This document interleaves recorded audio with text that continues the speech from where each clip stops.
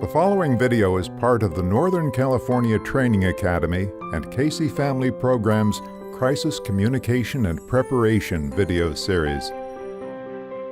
This series is designed to walk child welfare leaders through steps to take in order to be prepared before an incident occurs, including the development of a crisis communication plan, working within a political environment, and creating a narrative that promotes successful solutions that will improve the safety and well-being of children and families in care.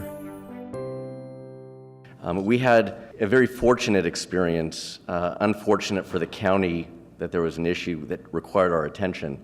But last year, Randy and I were able to work with one of the counties here in California during a crisis in the making.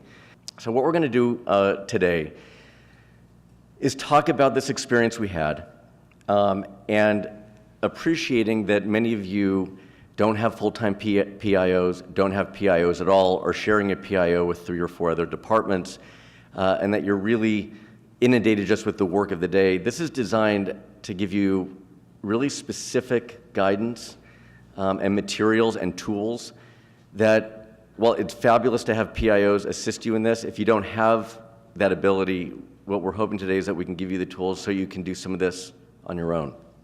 There was a television station in a county in California had been provided video of alleged abuse of a foster child in a foster home.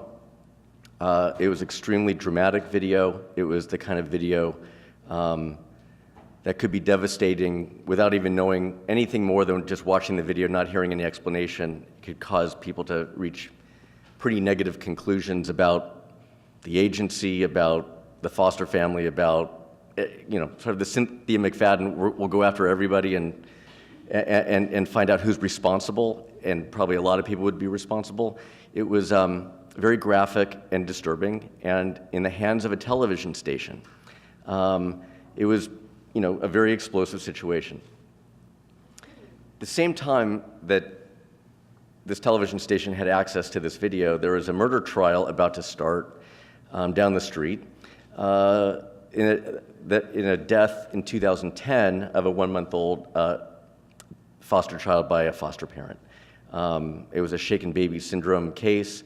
And the media coverage on that was going to be extensive anyway. So we saw the convergence of this very news-making murder trial taking place down the street and this potential explosive dissemination of this video. So here's the worst case. That YouTube could have gotten a hold of this and it would be viral and it would be, one of the most clickable stories on Yahoo and YouTube and otherwise throughout the day, weeks and months after. That the local station, and I believe this was leading up to a sweeps week. A sweeps period is when the ratings are set, and the higher the ratings, the higher the advertising revenue. So they would use this as an exclusive, and they would promote the heck out of this exclusive story. They would promote it days before they released it. They would promote it the day of, and they would spend a lot of quality time on the air doing this exclusive story. And that with this other trial going on down the street, there was a potential worst case that this would be seen as an agency out of control. So the best case outcome, and we always like to put these outcomes up on the board as well when planning for these crises, is with a realistic, straight face, what can we expect to do that would be best case? And in this case, from 2012, it was to persuade the TV news to not run with that video. In fact, not having the video released at all, not just on TV, but nowhere else. We would prefer that the media didn't even cover this issue because the county very arguably did its job, and the children were ultimately safe and removed from the home. And we also wanted to make sure that the regulators, and this is where my political background, I'm a little cynical on how some politicians take advantage of situations for their own benefit, but to have the regulators, the political overseers, the county board of supervisors understand how well the agency was working to manage the situation so that they didn't use this as an opportunistic event to get their name out there and get their message out there. So that was our best case. So Randy and I parachute into this great county and we meet with the leadership team at the county, and we had to determine, from a communication standpoint, were they ready for this potential crisis? And the answer was no. And that was the acknowledged answer from inside. And we asked a lot of questions to understand what was in place to deal with the worst case scenario we saw coming, and there was very little. There was no PIO, there was no media relations plan. There had been some missteps, I would say, with news media prior to this. And what was clear to us was just not a great sort of understanding of the best way to approach media in good times and bad, particularly bad times. And this is a crisis communications conference, but one lesson we hope you all take away is that good communications, and this is really a toolbox for just solid communications for your agencies, the better you do that day in and day out with the tools that Randy's going to walk through here in a minute, you are so much better positioned to handle that crisis if you've done the day in and day out work well. And we're going to present this in a way, we hope, that you don't feel that it's going to take an enormous amount of your time every day to get this done, but to give you guidelines so that you can build goodwill with news media, with your stakeholder groups, inside your department, that you have detailed media protocols in place so that when the time comes, you have a game plan. You've done a little bit of media training, hopefully, with the people who are going to be the spokespeople, that you have relationships with, if you don't have a PIO, with the PIO at the county council or the DA or the police department, and that you have a team in place that knows what to do when the difficult time hits. But doing the communications well day in and day out puts you in that position. So in this case, they didn't have a communications plan. They didn't have their toolkit. So we got to work very quickly to get that toolkit built. And the value of this plan is it enables you to not have to recreate the wheel when the crisis is happening. That's the wrong time, the wrong place. You can't do that. But a great communications plan, a very solid, specific plan, it helps you understand what your procedures are. What the designated crisis team, you need to know who, and we think it has to be at least 3 people, and probably not more than 3. But that crisis team needs to be able to convene anytime, 24/7, by phone, anywhere, and be able to ascertain, what are the facts of this situation? And when I mean facts, I mean real, solid facts, not the ones that you're sharing publicly, but you have to be able to assess what kind of crisis is this. We know we need to communicate swiftly, and I think someone also said in his desired outcomes is to understand how to communicate swiftly, but make sure that you're accurate at the same time. And you have more than one chance to communicate. If you look at how MIT or the Boston Police Department handled information flow in the aftermath of the marathon bombing in Boston, they provided, using Twitter, regular updates that often provided no new information. But they were just saying, we have no more information to provide this half hour, but stay tuned. And when they had a little bit more to share that they felt comfortable sharing, they shared it. And we're in a 24/7 news cycle. Online, it's a very immediate news cycle. You never want to put out something that is not correct. And you should not feel forced, even though you will feel forced, to put something out. You'll feel obligated to do it. And to try to clean up something that's wrong is a lot more painful, challenging, and difficult, and takes a longer time than not putting out at all. And but the good news is that you have you have multiple times to convey your information, and you only go out with what you believe is solid and supports what you're trying to accomplish. Clearly, the worst time to develop this plan is when it's happening. So Randy's going to walk through 6 core components of what is in this crisis communications plan. And he's going to walk through them in some detail, and we're going to come back to our case study to show you how these were used to address that particular case in 2012. With that, my great partner in crime, one of the best professionals I've ever worked with anywhere in my career, Randy James. Thank you very much. Okay, so we've been hearing about this crisis communications plan toolkit natural question is, well, what exactly is that? Well, let's walk through quickly an overview of the components. It'll include media protocol and contact list, core messaging, communications materials, a list of key audiences along with contact information. This is key. Ideally, third-party validators for your agency, and a guide to media best practices. So let's dig in a little bit deeper and see what some of these components are. In addition to having the plan itself, having a communications game plan is also critical, because while a communications toolkit can sit on a shelf, the game plan will help you respond dynamically to whatever the incident is that you're responding to. So when a crisis takes place, getting that crisis team together that Steve mentioned, 3 people is a pretty good rule of thumb, but whoever is on it is very important to convene right away. Get all the information together on the table, on the case. Determine the desired but realistic outcomes. So sort of as we did in the case study, figure out, what is a best case scenario? If we all do our jobs terrifically and fortune smiles upon us, how will this all end? I think when you're really crystal clear about what the outcome should be, that helps bring it about. Similarly, anticipating the worst case and planning accordingly, also important. Setting out your overall strategy based on a factor of all of these items. Also inventorying your available resources, including partnerships, which has come up several times today, and that actually factors into this case study as well. And then finally creating and implementing the actual tactical plan for the situation that you're looking at.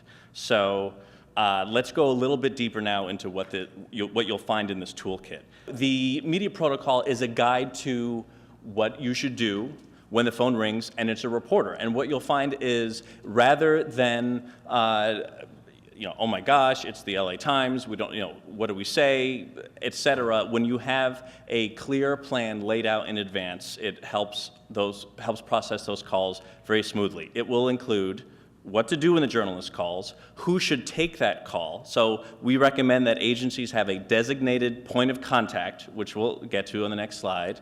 And let's see, the protocol overall will just essentially be your Bible to know what to do when the phone rings. The point of contact has a number of important roles when the phone rings, and it's a reporter.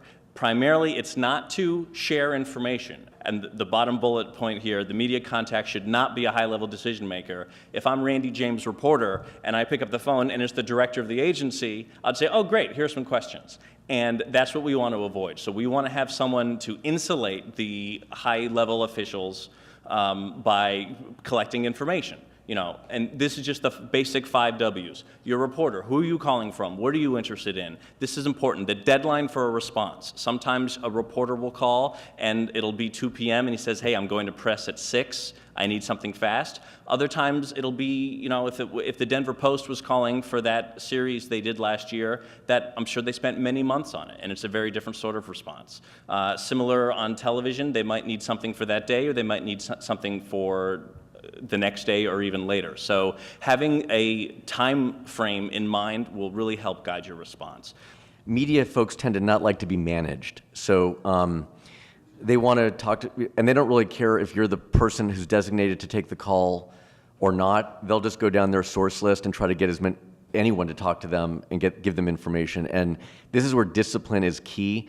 Your staff need to know who the designated point of contact is and have the call referred there. And the journalist, once they understand that they're going to actually get what they hopefully are looking for, because it might end up interviewing an interview with the director and getting them the information they want by deadline, but they don't really like it, so they'll resist it. And it's important, however, for that discipline to be real strong in your department to make sure it's processed right. In a political office, for example, that's why you have a press secretary. The press secretary facilitates those inquiries, and oftentimes we'll get the elected official to, on the phone or interviewed by the reporter, but there's a process before that happens, and that's really what Randy's describing.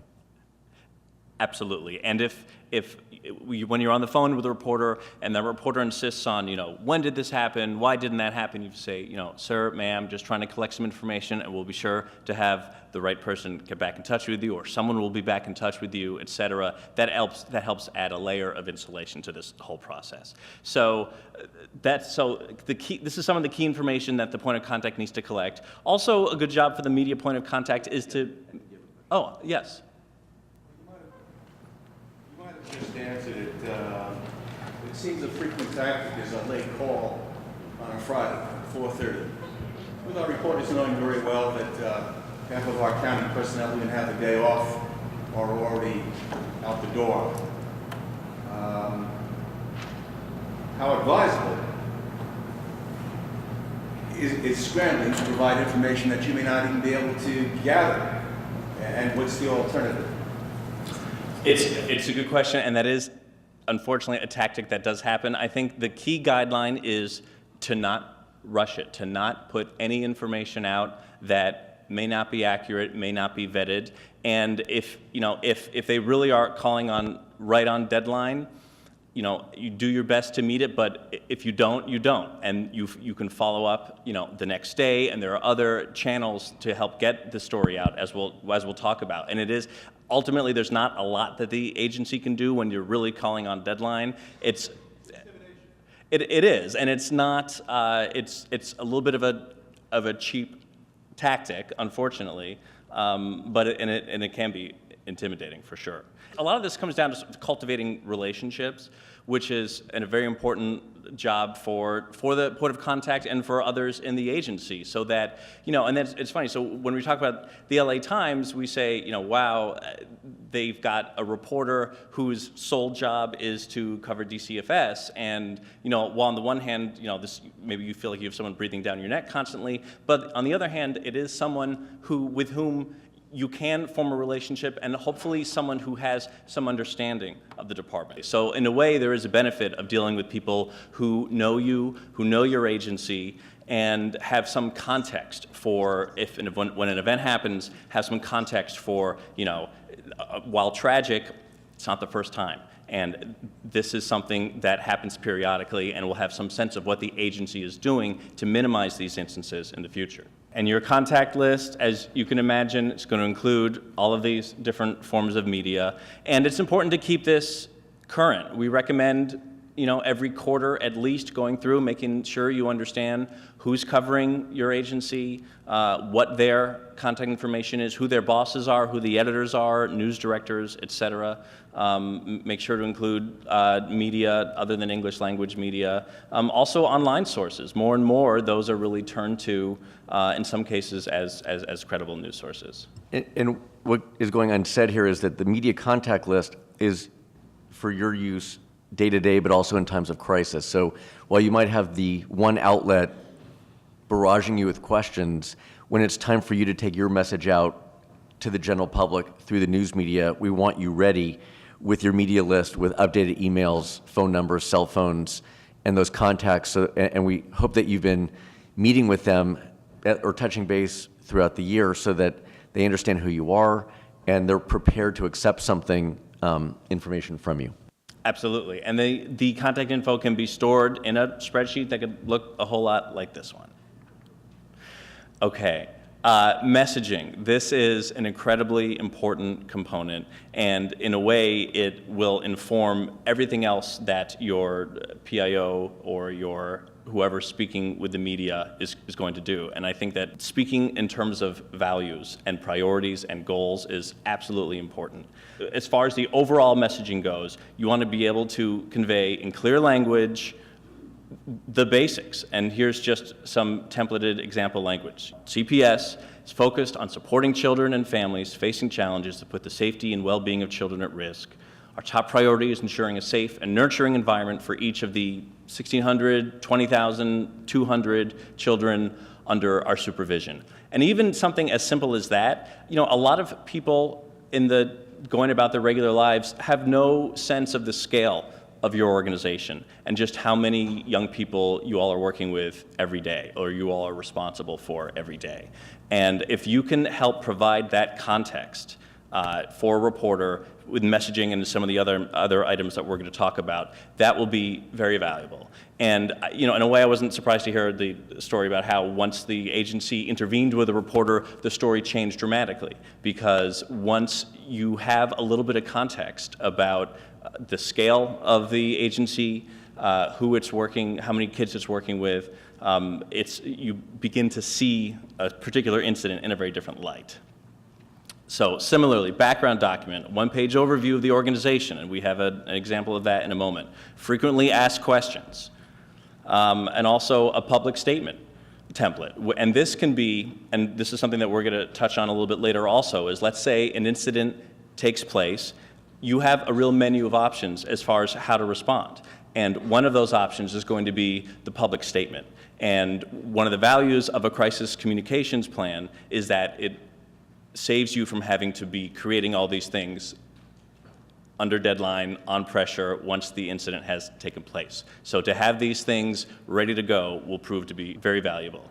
So an example overview. It doesn't necessarily need to be long, but it lays out the details. XYZ County Child Protective Services works to protect the safety and well-being of children, et cetera. And it talks a little bit about who the agency serves.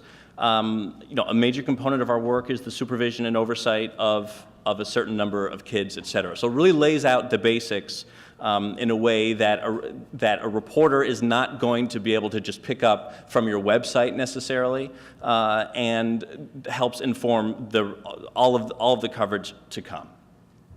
I mentioned public statement also, which is an important part of the menu of communications vehicles that you'll have available. When you're crafting a public statement, there are a few guidelines to have in mind, such as, never say what you're not authorized to say. That has to be rule number one. To define the parameters of the case, to be able to state what happened clearly, and to identify the action steps taken to address the situation, and again, leading with safety as the number one overriding goal of the agency. And also something to put the issue in context. So we just have an example here. Let's recognize that any incident, no matter how tragic, does not reflect on the thousands of decent foster parents in this county, or tens of thousands or hundreds, who are providing safe and caring homes to the young people who need them. And then here we have a little bit more detailed public statement template that, again, in a crisis, even if this can be helpful, maybe not at 4:30 on a Friday, but if it's, 1:30 on a Friday and you need a little bit more time, this gives you a running start to having that completed toolkit. Okay, so who is this all for? We're certainly talking a great deal about the media here, but they are certainly not the most important audience that you have. And this will vary to some degree by agency, but your stakeholders, your political overseers and political stakeholders, law enforcement, other foster organizations, your own employees, et cetera. These are all audiences for your crisis kit. The media itself, not a top priority. And I'll just add on this. Yep. So, when I worked for the mayor, and I'm sure you can all appreciate this, what we almost hated the most was when we saw something that was put out by one of our departments that was generating news that was not of a particularly positive nature, and we knew nothing about it. And so, when you're looking at the audiences, you will likely, I'm guessing, have one or two supervisors who take a particular interest in your department. You're going to want to make sure that they are briefed on whatever the issue is that the media is calling about, that they're aware of what your plan is, your approach to manage the questions you're getting from the media, how you're handling the case, so on and so forth. If they're not available, talk to their staffs. You want to make sure that these audiences that supervise your work, that decide on your budgets, that evaluate your top executive, are in the loop and appreciative of what you're doing to manage the situation.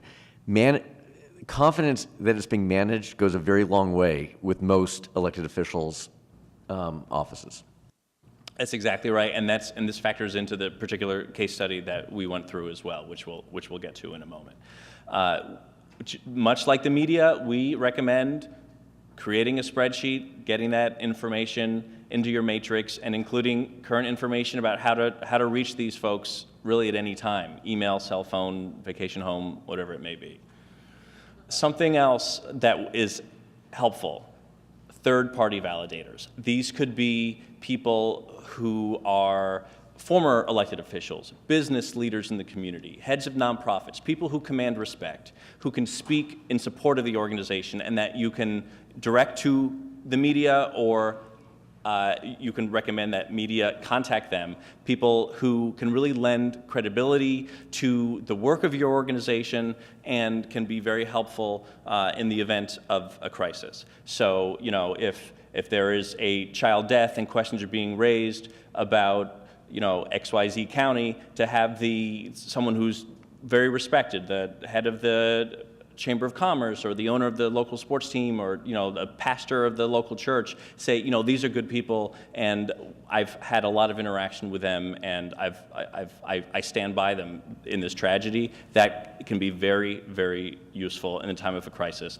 Again, this is something that you can speak with these folks about ahead of time so that if a crisis takes place, you can track them down, get their phone number, get that to media. That will help you in your response. Let me just add one quick point on this. So we have found with many clients over the years that they always ask the question, well, why would anyone want to jump in and, you know, talk to the media during a difficult situation where we're being challenged? And the answer is that you'll be surprised how many people are willing to say yes if you have a great relationship with them and they trust you. Sometimes it just requires that the credibility over a period of time, having that relationship and making the ask. And I would say 75% of the time, the answer will be yes. And especially if it's a non-governmental agency, third-party stakeholder group, a nonprofit organization, a business leader, a religious leader, and so forth. And so the short answer is, as you build your toolkit, you'll realize you have a lot more stakeholder friends than you believe you might sitting here right now. But when you actually put it down on paper in the matrix, you'll start filling it out. And when you see that there's a gap, you'll be able to then focus on some relationship building you think you need to do over the long term. And but again, I'll go back to this. You will be surprised at how many people will say yes. Do you mind if we send, you know, the camera crew over to talk to you? And like I said, more likely than not, they will, if they really like the work you're doing and have a good relationship with the agency, they will participate. Absolutely. Okay, another core component is a guide to media best practices. And this is something to be thinking about.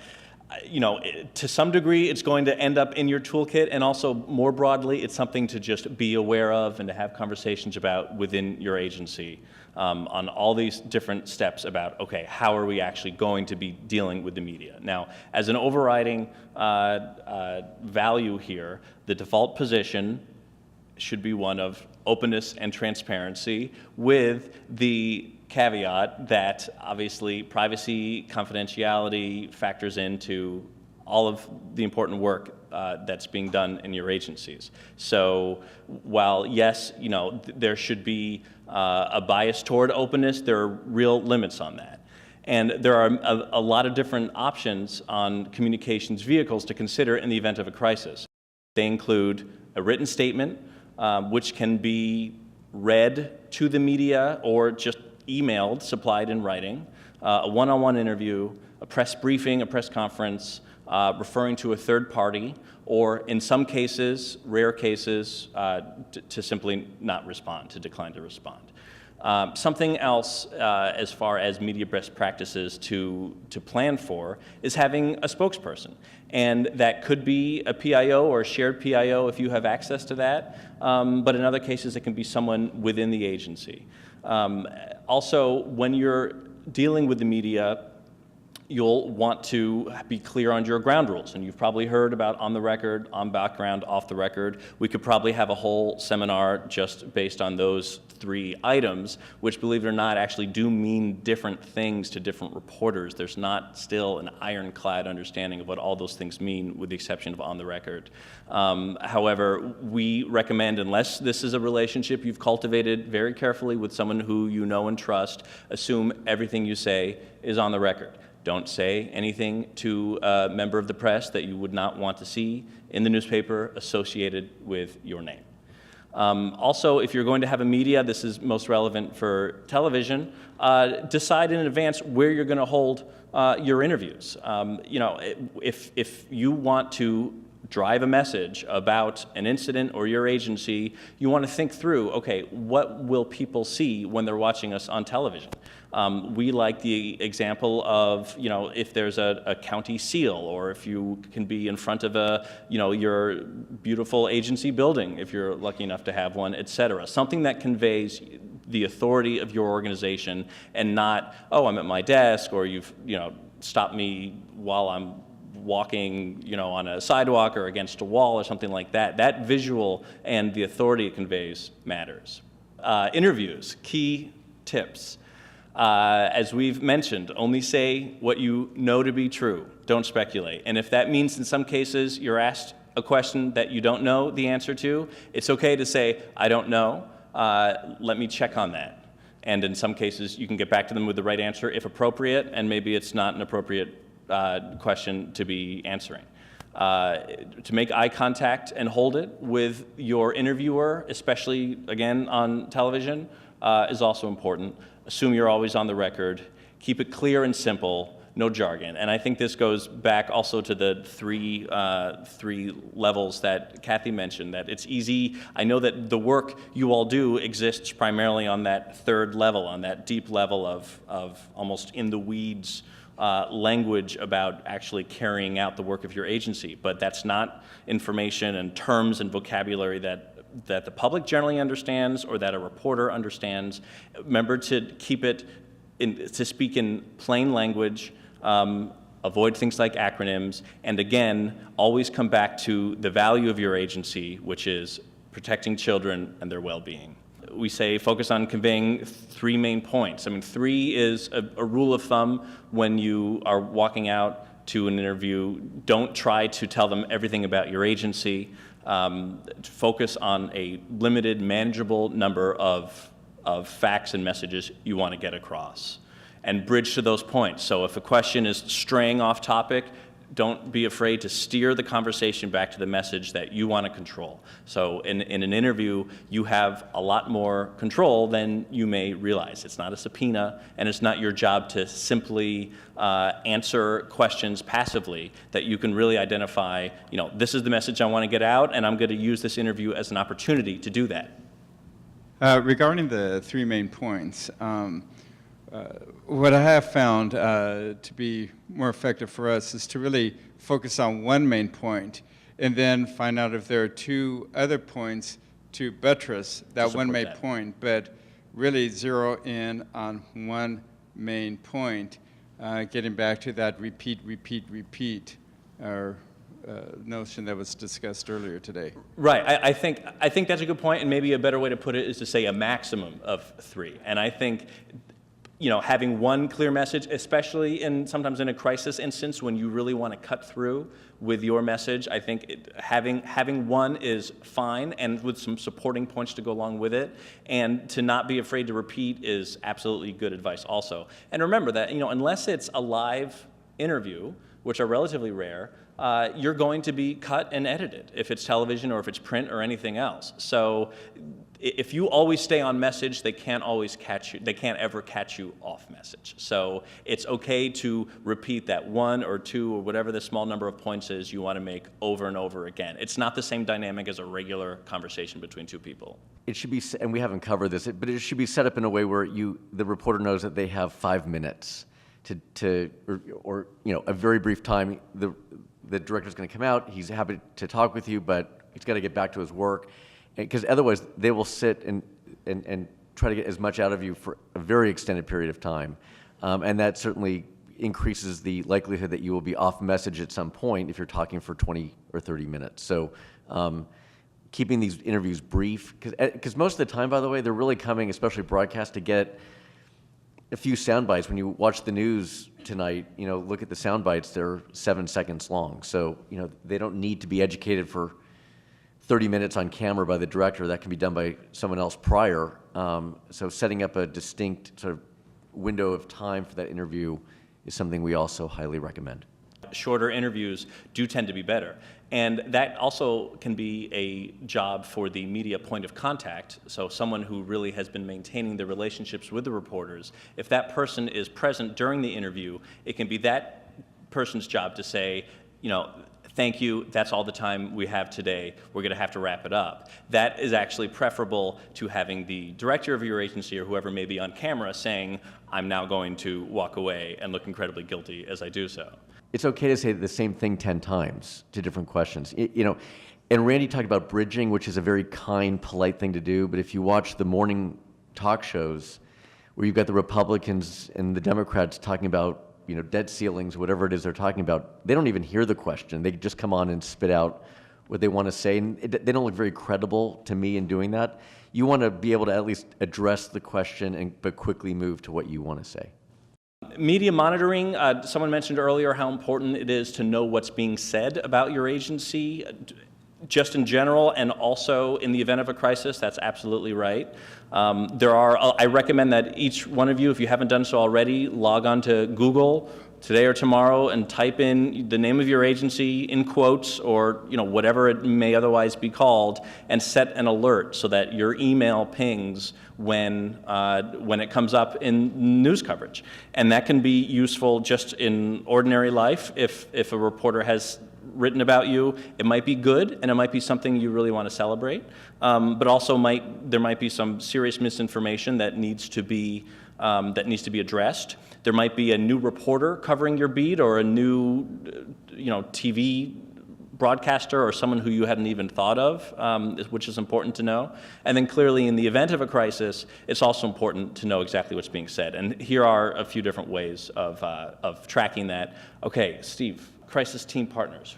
We found in our case study that the crisis team partners played a pivotal role because they have real PIO resources. Law enforcement, in this case, has a great relationship with the local media and partnered with the agency to work on the response. So if you can cultivate a relationship with public safety officials, and that's both, I think DA and sheriff and police do so. Having a particularly strong rapport, including with those who have oversight of the foster care systems in your county and their staffs. And that would include, if it's a board of supervisor, have that relationship as well with the press secretary or the communications director or the policy person who's your direct liaison, but talk about communications with them, not just the policy issues, because you actually want them on your side when the crisis hits.